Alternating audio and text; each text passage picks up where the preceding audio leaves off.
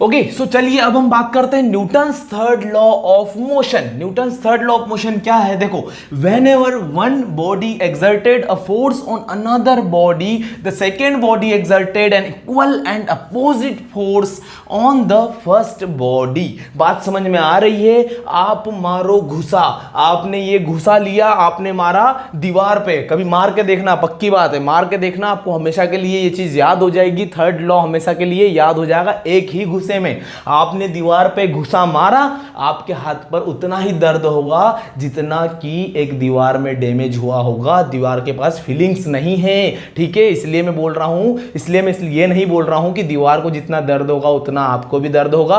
मैं ये बोल रहा हूं जितना दीवार पे दर्द होगा, जितना दीवार पर डैमेज होगा उतना दर्द आपके हाथ पर होगा। मतलब क्या? जितना गुस्सा आपने दीवार के ऊपर निकाला उतना ही गुस्सा आप पर भी दीवार ने निकाला, सेम मैग्नीट्यूड का।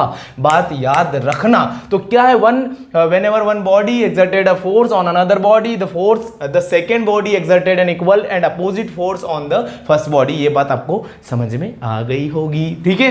तो अब देखते हैं, the force exerted by first body is action। पहली बॉडी के द्वारा आपने घुसा मारा तो आपने लगाया एक्शन, आपने क्या किया? एक्शन, ठीक है। आप हीरो हो तो आप एक्शन करते हो, ठीक है। पर the force exerted by second bodies reaction, आपने लगाया एक्शन और दीवार ने दिया रिएक्शन, ठीक है। आपके हाथ पे दर्द होता है, ठीक है, तो मतलब वो समझ जाओ वो दीवार की तरफ से रिएक्शन फोर्स था जिसके कारण आपको दर्द हो रहा है। बात समझ में आ रही होगी। तो ये हुआ एक्शन और ये हुआ रिएक्शन। तो कंक्लूजन क्या है? To every action there is equal and opposite reaction। to every action there is equal and opposite reaction। बात याद रखना, ठीक है। तो हर एक्शन, जितना आप एक्शन करोगे उतना आपको रिएक्शन मिलेगा और सेम मैग्नीट्यूड का मिलेगा, ठीक है। मान लो आपने 2 न्यूटन का फोर्स लगाया, मान लो आपने 2 न्यूटन का फोर्स लगाया तो आपने किया एक्शन। क्या किया आपने? एक्शन। किस पे? वॉल के ऊपर। तो वॉल भी आपको कितने न्यूटन से रिएक्शन दे रही है? 2 न्यूटन का। बस अपोजिट डायरेक्शन हो जाती है। एक बात ध्यान रखना, फोर्स जो है, फोर्स होता है मास इनटू एक्सीलरेशन, ठीक है। तो एक्सीलरेशन एक वेक्टर क्वांटिटी है, फोर्स भी एक वेक्टर क्वांटिटी है। तो फोर्स अगर नेगेटिव आता है, अगर फोर्स की वैल्यू नेगेटिव आती है, मैग्नीट्यूड अगर नेगेटिव आता है, तो मतलब वो अपोजिट डायरेक्शन है, अपोजिट डायरेक्शन है। तो बताइए कि एक्शन और रिएक्शन फोर्स क्या दोनों पॉजिटिव साइन के साथ रहेंगे? नहीं, एक्शन और रिएक्शन फोर्स में से जो रिएक्शन होगा उसको नेगेटिव साइन के साथ लेना पड़ेगा, ठीक है। पर यह मत समझना कि -2 लिख दूं मैं अगर यहां, तो ये माइनस मतलब 0 से छोटा हो गया। नहीं, ये बराबर 2 की ही बात हो रही है, 2 न्यूटन की ही बात हो रही है, बस ये अपोजिट डायरेक्शन में है इसलिए इस पर माइनस लगा है, ठीक है। तो ये हुआ एक्शन, ये हुआ रिएक्शन। रिएक्शन और एक्शन ये दोनों ही होता है न्यूटन्स के थर्ड लॉ में। ओके सो अब हम बात करेंगे कुछ एग्जाम्पल्स की जो डेली लाइफ में हम देखते आ रहे हैं, ठीक है, जो डेली लाइफ से रिलेट करते हैं, न्यूटन्स थर्ड लॉ पर बेस्ड हैं जो वो एग्जाम्पल्स, ठीक है। तो हम देख लेते हैं, सबसे पहले गन की बात करते हैं। जैसे यहाँ पे एक गन है, ठीक है, तो यहाँ पे ये गन जो है ये रेस्ट में है। क्या है रेस्ट? मतलब कोई रेस्ट है, मतलब ये गन नहीं भगेगी, ये कि अपन ने अभी तक शूट नहीं किया है, शूटर ने शूट नहीं किया अभी तक, और यहाँ पे हमने शूट किया है, ठीक है। तो देखो शूट ये ऐसा लेता है यहाँ पे, ठीक है, शोल्डर पे रखते हैं, ठीक, शोल्डर का सपोर्ट लेते हैं और ठपाक, ठीक। तो ये जैसे गन चली, ठीक है, तो यहाँ पे क्या हुई? जैसे बुलेट ये हमारी बाहर हुई, बुलेट यहाँ पर हमारी बाहर हुई, तो क्या हुआ कि ये गन ने बुलेट के ऊपर एक एक्शन फोर्स लगाया। कौन सा फोर्स लगाया? बुलेट के ऊपर एक्शन फोर्स लगा, ठीक है। और बुलेट की वजह से गन के ऊपर लगा है रिएक्शन फोर्स।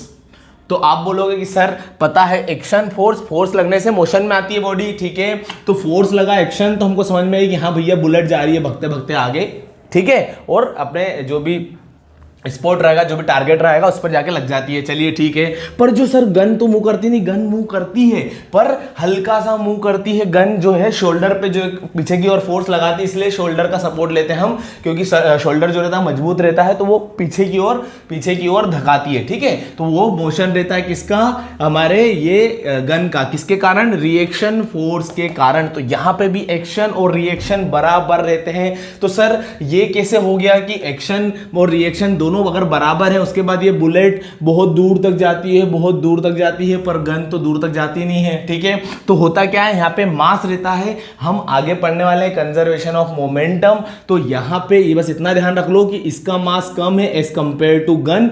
ठीक है, ये बुलेट का मास बहुत कम है गन के कंपेयर में, इसलिए ये दूर तक जाती है, और इसका मास बहुत ज्यादा है गन बुलेट के कंपेयर में, तो ये वहीं रह जाती है। थोड़ा सा झटका लगता है बस, ठीक है, थोड़ा सा नहीं, बहुत ज्यादा लगता है। अगर आप फर्स्ट टाइम ट्राई करो तो ध्यान रखना।